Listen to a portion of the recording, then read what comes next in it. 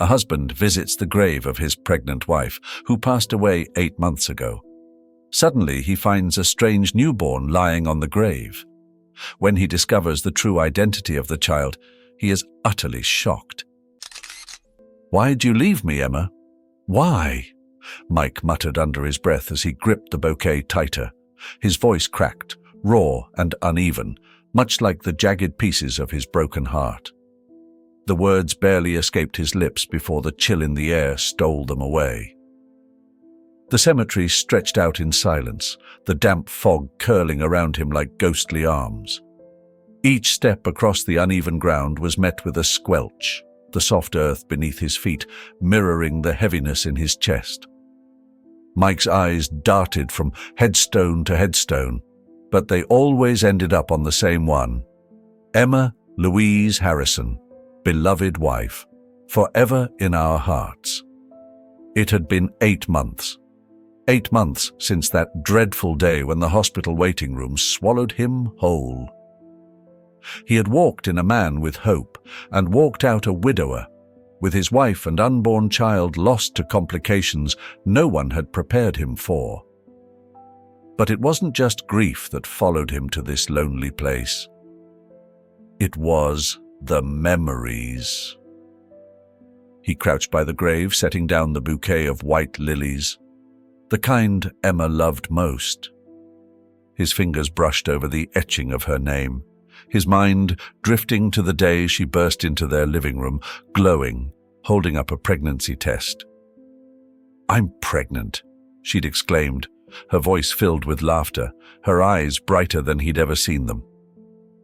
That night, they stayed up, talking about baby names, painting nurseries, and dreams that now felt like cruel jokes. Mike shook his head as if to banish the memories. They only made the void inside him grow larger. "You didn't even get a chance to hold our baby," he whispered, his voice barely audible. The fog thickened as if conspiring to choke his thoughts. Just as he reached for the small cloth to wipe the dirt from the grave marker, a movement caught the corner of his eye.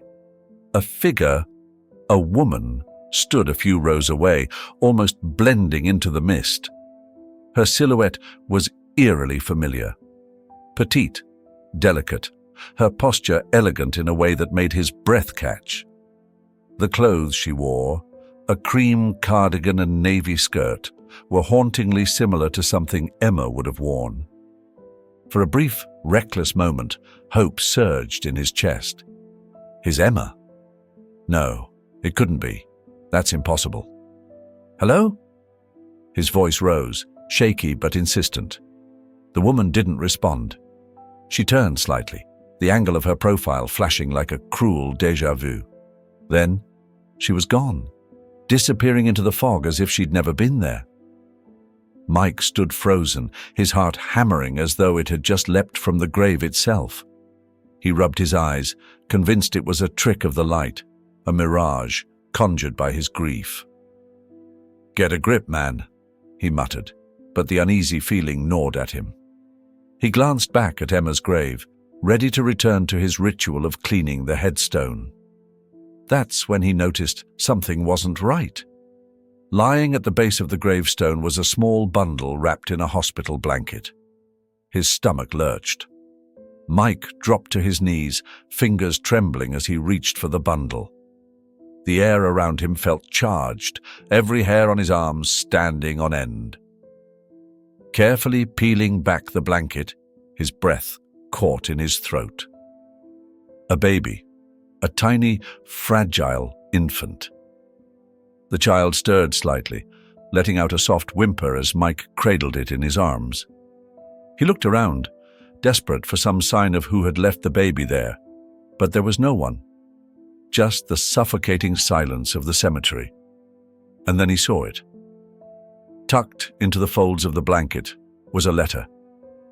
The handwriting, precise, slanted, achingly familiar, made his pulse race. Emma's handwriting. Mike's hands shook as he unfolded the letter. The words blurred as his eyes filled with tears, but he forced himself to focus. "I'm sorry. I had no choice. Please take care of our child. Please forgive me. The note slipped from his fingers, landing softly on the ground. His mind reeled. His heart thundered in his chest. How was this possible? Emma was gone. He had buried her. He had watched the casket lowered into the earth. And yet, Mike's eyes returned to the baby, the weight of the child in his arms grounding him in the surreal moment. The baby's tiny hand reached out, clutching at his shirt. "Emma," he whispered, his voice breaking. "What did you do? Where are you?" The cemetery seemed to close in on him, the fog thickening like a shroud. The baby squirmed, letting out a soft cry that echoed through the stillness. Mike stood, clutching the child tightly, his mind spinning with questions that had no immediate answers. As he stumbled toward his truck, one thought burned brightly in his mind, cutting through the chaos. Mike eased into the driver's seat, the baby still cradled in his arms, its tiny cries softening into quiet whimpers. His truck's interior felt colder than usual, the chill from the cemetery clinging to him. He stared blankly at the fogged-up windshield, his hands trembling against the steering wheel. The note Emma had written sat on the passenger seat, its presence both grounding and haunting. His mind raced with fragmented thoughts. Emma's alive? This is our child. How? Why didn't she tell me? Every question led to more questions, like threads of a web pulling tighter around him. The child stirred again, pulling at his shirt with tiny, determined fists. Mike exhaled sharply, shaking himself out of his daze. He needed answers, and there was only one person who could help him now: Tom. The bell above the door to Tom's clinic jingled as Mike entered, cradling the baby close to his chest. The fluorescent lights inside made him squint after the dark and foggy cemetery. Tom, leaning over a clipboard at the reception desk, glanced up, his face breaking into a familiar, easy grin. "Mike?" Tom's smile faltered as he noticed the bundle in his friend's arms. "What in the world?" "I need your help, Tom," Mike said, his voice low and tight. This baby, I think it's mine. And Emma." He faltered, his throat closing up. He handed Tom the note with a shaking hand. Tom read it, his brows knitting together. He let out a long, slow whistle. "Mike, this is heavy. Come on, let's get you two in the back." The examination room was quiet, save for the soft hum of the equipment. Tom worked swiftly, his usual calm professionalism taking over. He took a quick blood sample from the baby, his movements careful and precise. "So," Tom began, breaking the silence as he labeled a vial, "you're telling me Emma left this baby at her grave? With this note? And you think she's alive?" Mike nodded, the words still feeling foreign and unbelievable even as he said them aloud. "I don't know how, but yeah, that's exactly what I think." Tom leaned against the counter, folding his arms across his chest. "Mike, you know how crazy this sounds, right? I mean, Emma's funeral, the burial. I was there." "I know," Mike snapped, his voice louder than he intended. The baby flinched and he quickly softened his tone. "I know, Tom. But this note, her handwriting, her words, and this baby. You've got to believe me." Tom sighed, his face softening. "Okay, Mike. Let's see what the test says. It'll take a few hours to run, but I'll make it my priority." The hours crept by in excruciating silence. Mike paced the small waiting area, the baby nestled against his chest, dozing softly. Every now and then, his gaze would dart to the note on the table, the words taunting him. He replayed every memory he had of Emma's last days, searching for something he might have missed, a clue, a sign, anything. When Tom finally reappeared, holding a file in one hand, his expression was unreadable. "Well?" Mike asked, his voice barely above a whisper. Tom nodded slowly. "It's a match, Mike. This baby. She's yours." The words hit Mike like a freight train. He sank into the nearest chair, his legs unable to hold him up any longer.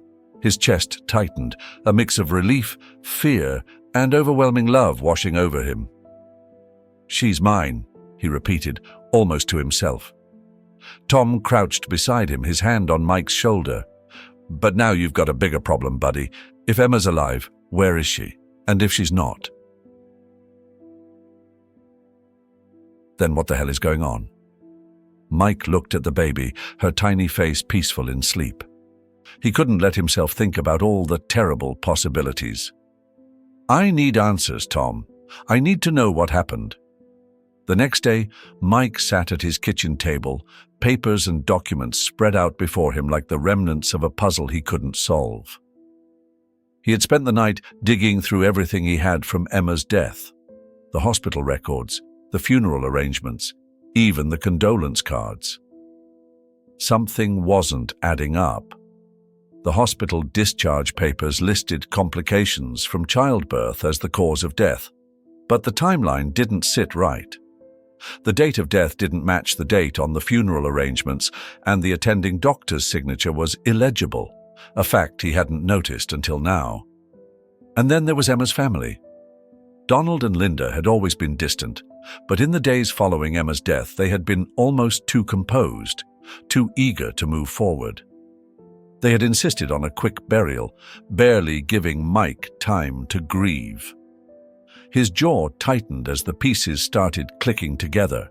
Could they have known? Could they have done something? Mike glanced at the baby, now sleeping soundly in a makeshift crib he'd set up in the living room. He couldn't let her down. Whatever had happened to Emma, she had trusted him enough to leave their child in his care. That trust was sacred. He reached for his truck keys. There was one place he had to go. The truck's headlights cut through the dense night as Mike drove back to the cemetery. The road was eerily quiet, save for the occasional rustling of leaves in the wind. His knuckles whitened against the steering wheel, his thoughts a storm of determination and dread. The idea of disturbing Emma's grave felt like a sin, but if there was even a chance, any chance, that she was alive, he had to know. When he arrived, the cemetery was a different beast than it had been during the day. The fog curled low to the ground, blanketing the rows of gravestones like an unspoken warning. The moon hung high, its light pale and cold, casting elongated shadows that danced with every gust of wind. Mike grabbed the shovel and flashlight from the back of his truck. The tools felt heavy, not just in weight, but in what they represented. "You've got this," he muttered to himself, though his voice felt thin in the stillness. The flashlight's beam bounced erratically as he walked, betraying the tremor in his hands. Reaching Emma's grave, he paused, staring down at the headstone. Her name, etched in stone, seemed to mock him now. His stomach churned, his heart pounding so loudly it drowned out the night silence. He planted the shovel into the earth, his resolve hardening. The first few strikes of the shovel against the ground were tentative, as though the dirt itself might protest. But as the minutes passed, his motions became steadier, fueled by a mix of anger and hope. The mound of displaced soil grew, the hole deepening with every determined stroke. Hours passed, and the night grew colder. Mike wiped sweat from his brow, his muscles burning with every motion. The wooden edge of the coffin finally appeared beneath his shovel, its surface worn and dirt-streaked. He dropped the shovel and fell to his knees, breathing hard, his breath visible in the frigid air. His hands shook as he brushed away the remaining dirt, the flashlight's beam trembling alongside them. He hesitated for a moment, gripping the edges of the coffin lid. "Emma," he whispered, his voice breaking. "If you're in there, I'm sorry." With a deep breath, he pried the lid open. It was empty. The sight hit him like a punch to the gut. His mind reeled, unable to comprehend what he was seeing, or rather, what he wasn't seeing. The coffin, lined with fabric, was pristine, untouched by decay or time. No body, no sign of Emma. He stumbled back, his heart racing, his knees threatening to give way beneath him. "No," he murmured, shaking his head. "This can't." His flashlight's beam landed on something, a flash of color against the otherwise sterile lining. He leaned closer, his hands unsteady as he reached inside. His fingers closed around a scrap of fabric, its edges frayed, its color a soft blue. Recognition struck him like lightning. It was from the dress Emma had worn on their last anniversary. And then, there was the letter. Tucked beneath the fabric scrap was a folded piece of paper, the edges worn as if it had been handled many times. He unfolded it slowly, his eyes scanning the faint handwriting. "You weren't supposed to find this. I'm sorry I couldn't tell you everything. Trust your instincts, Mike. Follow the signs." The message ended abruptly, the bottom of the letter torn away, as though someone, or something, had interrupted its completion. Mike's grip on the paper tightened, his pulse a thunderous roar in his ears. What was Emma trying to tell him? And who had stopped her? Climbing out of the grave felt like an eternity. His limbs were heavy, his mind even heavier. He shoved the letter and the fabric into his jacket pocket, his thoughts a chaotic whirlpool. As he walked back toward his truck, a voice startled him. "Late night, ain't it?" Mike spun around, his flashlight landing on a figure. It was the cemetery caretaker, Harris. The older man stood leaning against a shovel, his expression shadowed and unreadable in the dim light. "Harris," Mike said, his voice shaky. "What are you doing out here?" Harris shrugged. "Could ask you the same thing, but I think I already know the answer." He nodded toward the grave behind Mike. "You found it, didn't you?" Mike hesitated, his guard up. "What do you mean? Found what?" Harris stepped closer, his movements slow, deliberate. "You ain't the first person I've seen nosing around that grave. Couple of nights after the funeral, some folks came by. Middle of the night, quiet as ghosts. Figured it wasn't my business. Until I saw them carrying something out." Mike's blood ran cold. "What did you see?" "Didn't get a good look," Harris admitted. "But they were in a hurry. Never came back after that. Made me wonder, though." He gestured to Mike's hands, dirt-covered and trembling. "Guess you're wondering the same thing." Mike stared at the man, his mind racing. Someone had tampered with Emma's grave. Someone had taken her body. And now, with the letter, the fabric scrap, and the baby left behind, it all pointed to one chilling truth. Emma's death had been a lie. "What do you know, Harris?" Mike demanded, his voice rising. "Who were they? Why would they do this?"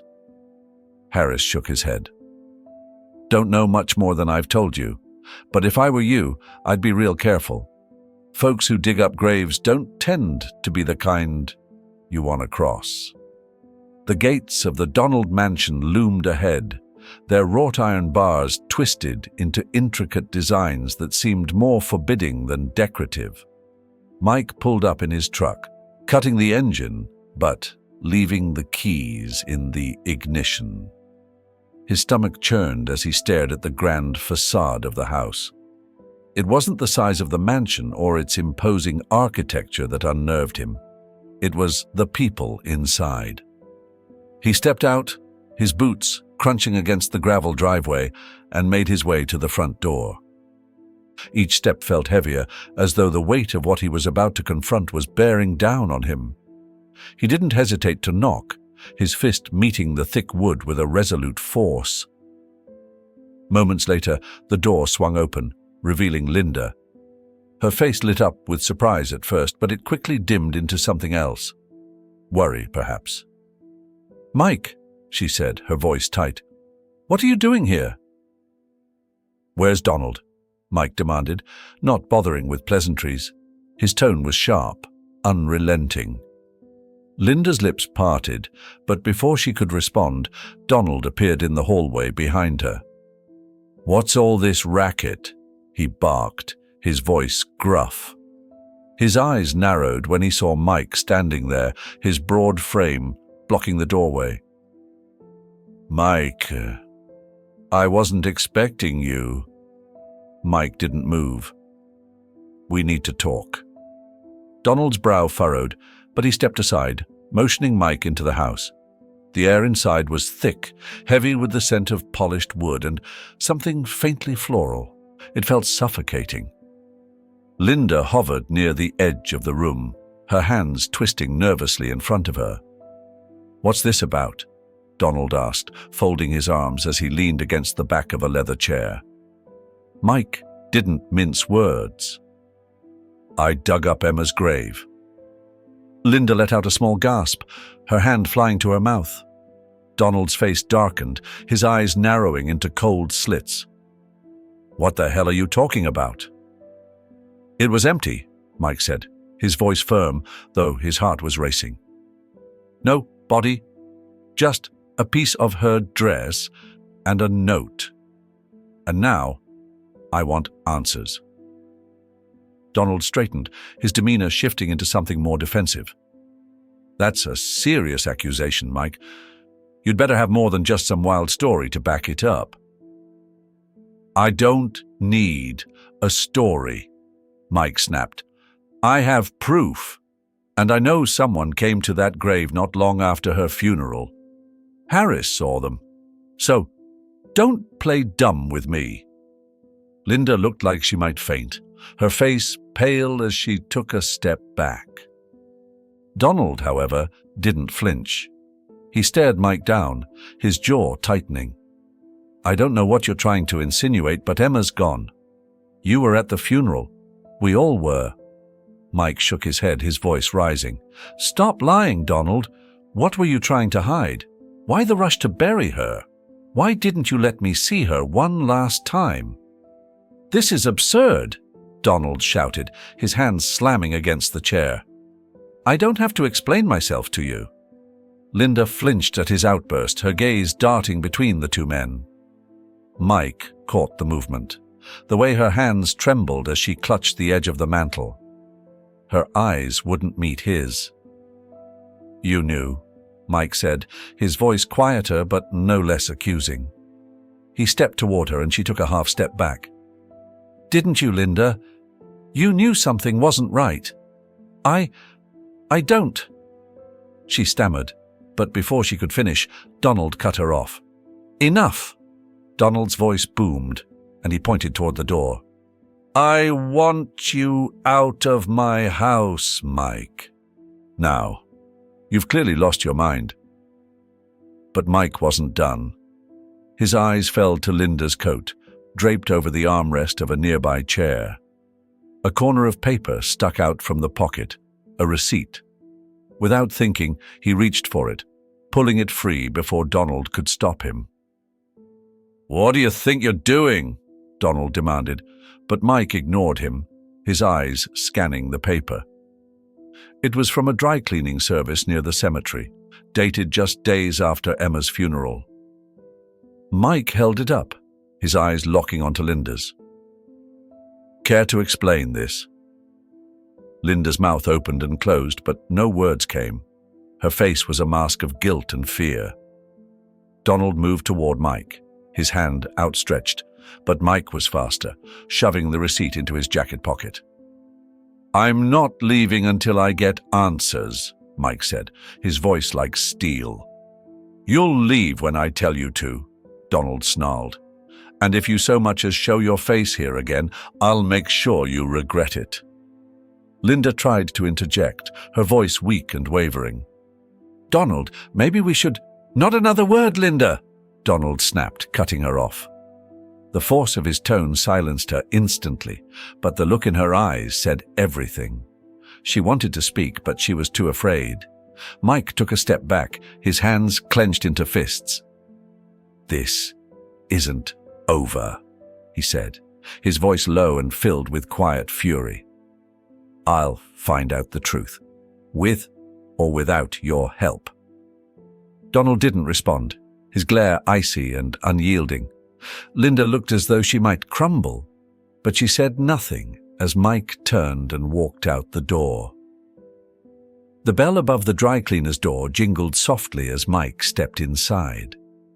The shop was small and cluttered, with racks of clothes packed tightly together and the faint scent of detergent hanging in the air.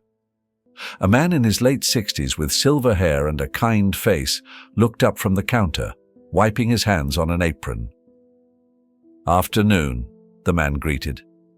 His voice was warm, but Mike didn't have time for pleasantries. He reached into his pocket and pulled out the crumpled receipt. "This was found at a relative's place," Mike said, his voice calm but direct. "I'm trying to figure out why it was there. Do you remember this order?" The old man squinted at the paper, his lips moving as he read the details. Then his brow furrowed and he nodded. "Yeah, I remember that dress. Real nice fabric, light blue, had some fraying at the edges. Brought in by a woman a week ago. Wanted it cleaned and pressed." Mike's heart skipped a beat. "A woman? Can you describe her?" The man hesitated, scratching his chin. "Didn't get a great look. She had on one of those big hats with a brim that kept her face mostly in shadow. But she seemed small, slender build. Looked nervous, too. I figured she was just in a hurry." "And did she say anything? Did she leave an address?" Mike pressed. The man gestured toward an old computer behind the counter. "Address would be on the receipt if she wanted it delivered. Let me check." Mike watched as the man typed slowly, his fingers tapping each key deliberately. The suspense in the room felt like a living thing pressing against him. When the man finally looked up, Mike's breath hitched. "There's an address, all right, out near the old Ridgeview area. Kinda remote." The man scribbled it down on a notepad and handed it over. Mike's hand tightened around the paper as he read the address. Ridgeview. A secluded area lined with thick woods and scattered, aging houses. It wasn't much, but it was something. A place to start. "Thanks," Mike said, his voice edged with gratitude. "You've been a big help." Mike didn't waste time. He drove straight to Tom's clinic, his mind racing with the implications. Emma had to be alive. There was no other explanation. The dress, the address. It all pointed to her. But if she was alive, why was she hiding? And who was keeping her there? When he arrived, Tom was waiting in the back office, sorting through medical files. He looked up as Mike entered, his expression shifting to concern when he saw the tension in his friend's face. "What's going on now?" Tom asked. Mike placed the address on the desk. "I think I found her." Tom's eyes widened. "You're serious? That receipt from Linda's coat led me to a dry cleaner. The guy there said a woman, small, nervous, brought in Emma's dress last week. This address was on the delivery receipt." Tom sat back, folding his arms. "And you're sure it's her?" "Who else could it be?" Mike snapped, the frustration in his voice evident. "I need your help, Tom. I can't do this alone." Tom nodded, his expression resolute. "Of course. What's the plan?" Mike drove home to pick up his mother, Helen. She had always been his anchor, the one person who never wavered in her support for him. When he explained the situation, she didn't hesitate. "If Emma's out there, we'll bring her back," Helen said firmly, her voice steady despite the gravity of the moment. "But you need to be careful, Mike. Whoever's behind this, they're dangerous."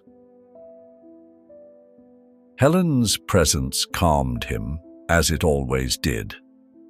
She gathered a small first aid kit, some supplies, and a thermos of coffee, practical as ever. By the time they loaded into the truck, Mike felt a renewed sense of purpose. Tom joined them with his medical bag, prepared for any emergencies. The three of them sat in silence as the truck rumbled along the darkening road, the weight of their mission heavy in the air. The Ridgeview house came into view as the sun dipped below the horizon. It was a weathered, two-story structure tucked behind a wall of overgrown pines. The driveway was unpaved, the ground uneven beneath the tires.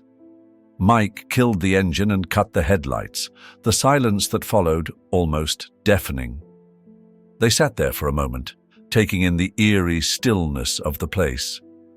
The house seemed abandoned at first glance, its windows dark and its paint peeling, but something about it felt off. Too quiet, too still. Tom broke the silence. "What's the plan, Mike? You're the one leading this charge." Mike's grip on the steering wheel tightened. "We go in quiet, check the place out, see if she's in there. If we find her, we get her out fast." "And if someone's in there?" Helen asked, her voice low. Mike's jaw tightened. "Then we deal with it." The window creaked softly as Mike eased it open the rest of the way, the sound echoing in the still night. He climbed through first, his boots landing on the warped wooden floor with a muffled thud. The air inside was heavy, a stale mix of mildew and something faintly metallic that made his stomach churn. Tom followed, his larger frame making the entry more cumbersome, while Helen stayed by the truck as a lookout. Mike gestured for Tom to stay low as they moved through the dimly lit space, their flashlights casting narrow beams that sliced through the oppressive darkness. The house was eerily silent.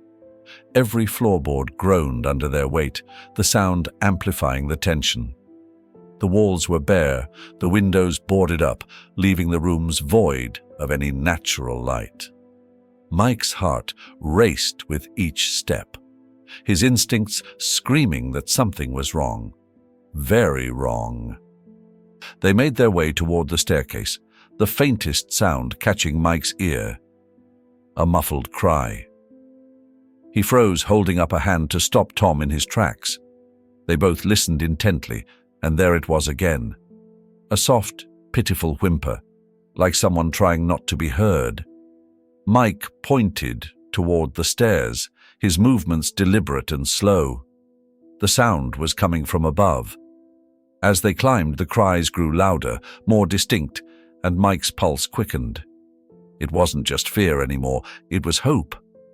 Desperate, clawing hope.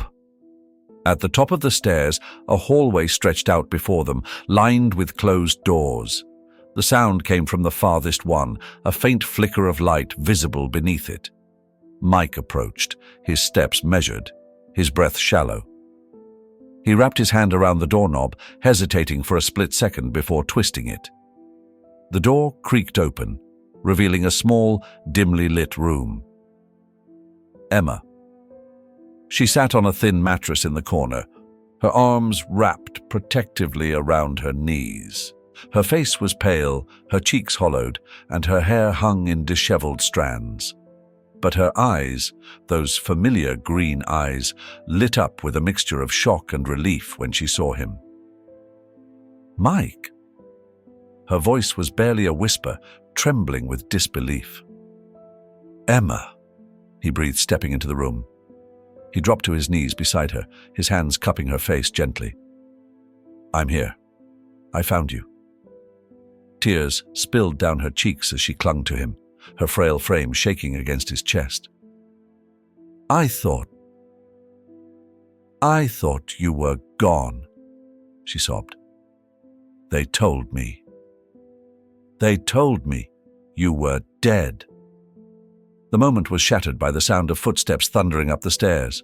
Mike turned sharply, his protective instincts flaring as the door burst open. Donald stood there, flanked by two men with hard eyes and clenched fists. "Well, isn't this a touching little reunion?" Donald sneered, his voice dripping with contempt. "I told you to leave it alone, Mike. But you just couldn't help yourself, could you?" Mike rose to his feet, shielding Emma behind him. "You did this," he spat, his voice trembling with fury. "You lied to me. You lied to her. You took everything from us." Donald laughed, cold and hollow. "Everything? I saved her. Do you have any idea the mess she would have made of this family if I hadn't stepped in?" "You call this saving her?" Mike shouted, gesturing to the room around them. "You locked her away like an animal, took our child." Donald's face darkened. "That child was never supposed to exist. She ruined everything with her foolish rebellion, and now you're here, making things worse." The two men behind Donald stepped forward, their stances aggressive. Mike tensed, his fists clenched, but before they could make a move, Tom appeared in the doorway, wielding a tire iron. "I wouldn't do that if I were you," Tom warned, his voice calm but deadly. "2 against 2 might seem fair, but I've got plenty of fight in me tonight." The men hesitated, glancing at Donald for direction. Before he could speak, Emma found her voice. "No more, Dad," she said, stepping out from behind Mike. Her voice was weak but steady, her eyes fierce despite the tears. "This ends now." Donald's sneer faltered for the first time, a flicker of something, fear, regret, crossing his face. "Emma, you don't understand?" "I understand perfectly," she cut him off. "You lied to me. You told me Mike was dead, took my baby, and locked me away. For what? Your reputation? Your money?" The room fell silent, the weight of her words settling over them like a heavy fog. The fight was quick and chaotic. Donald's men lunged, but Mike and Tom were ready. The confined space made every movement feel sharp and desperate, but they held their ground. When the dust settled, the men were groaning on the floor, and Donald's smug confidence was gone.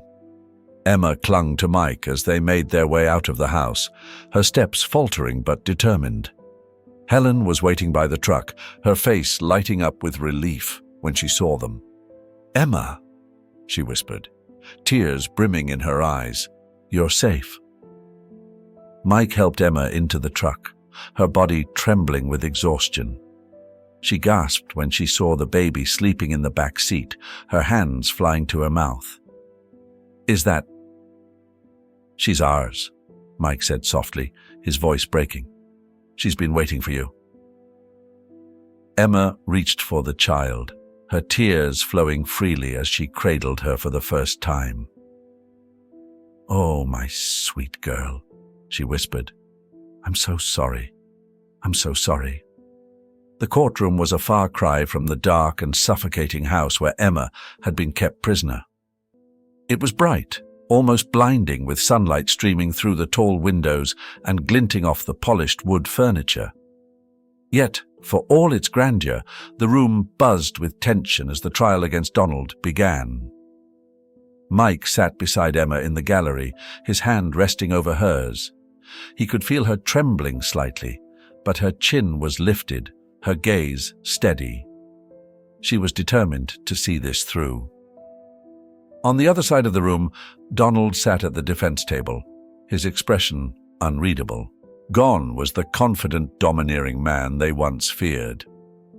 Now he looked small, his shoulders hunched under the weight of the charges against him, unlawful imprisonment, forgery, conspiracy to kidnap, and countless other crimes that painted him as the monster he truly was.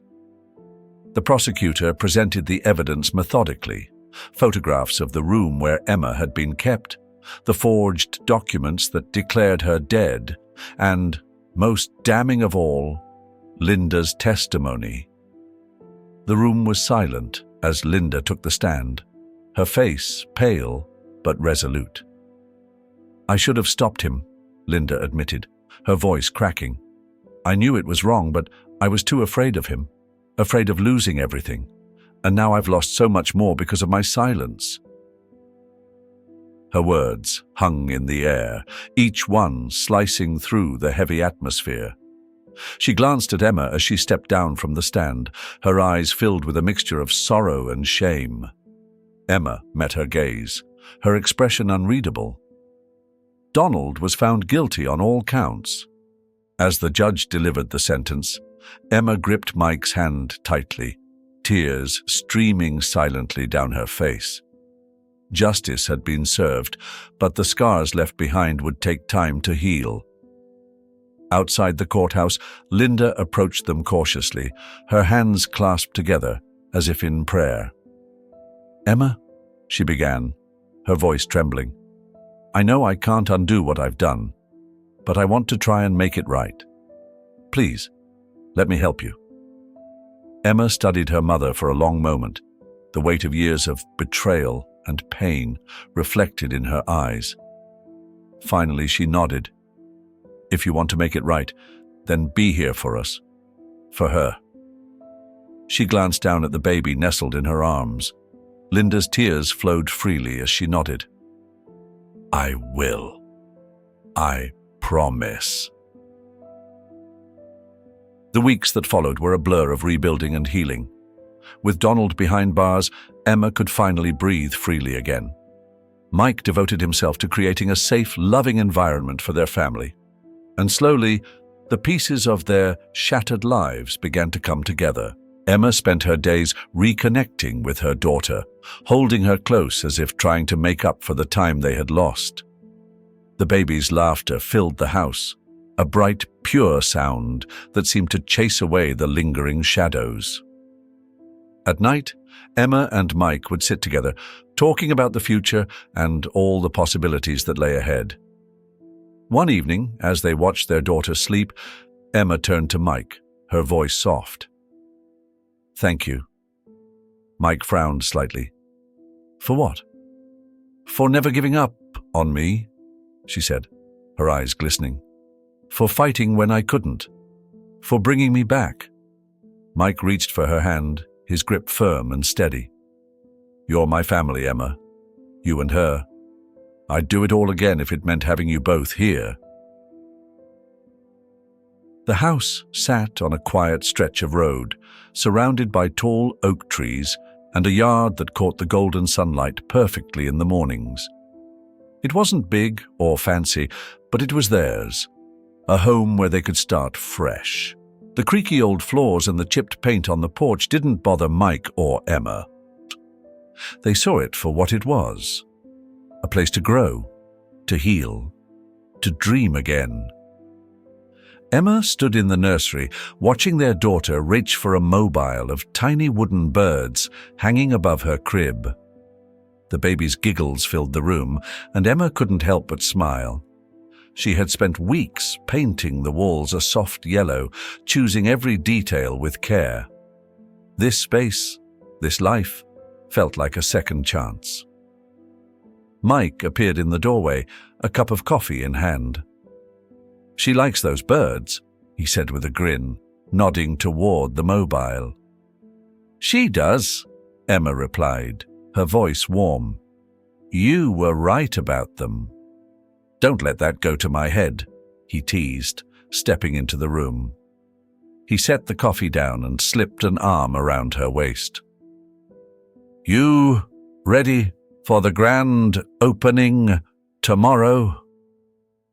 Emma exhaled, the excitement and nerves bubbling in her chest. After everything they had been through, the small cafe they were opening in town felt like a dream come true. It was a place where they could build a future together. "I think so," she said. "It's a little scary, but it feels right." Mike kissed her temple, his voice soft. "We've faced scarier. This'll be good for us." The cafe opened with little fanfare, just a sign on the door and a small group of curious townsfolk who wandered in for coffee and pie. It wasn't much, but it was enough. Emma worked the counter while Mike handled the kitchen, their laughter and easy banter filling the space as they found their rhythm.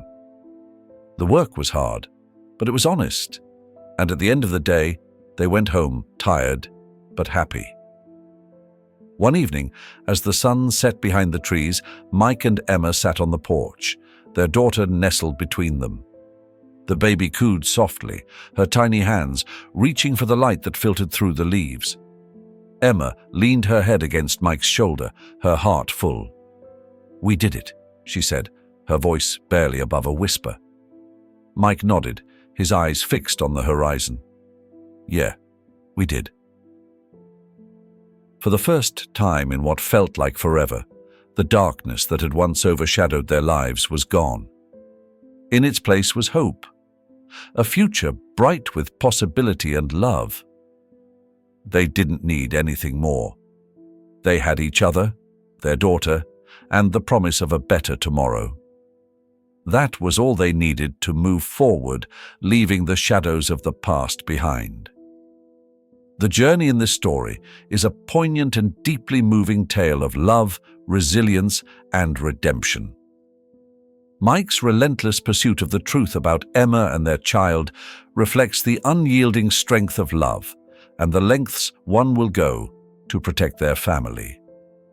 His determination, even in the face of lies and betrayal, transforms him from a grieving husband into a steadfast protector, making his journey both gripping and inspiring.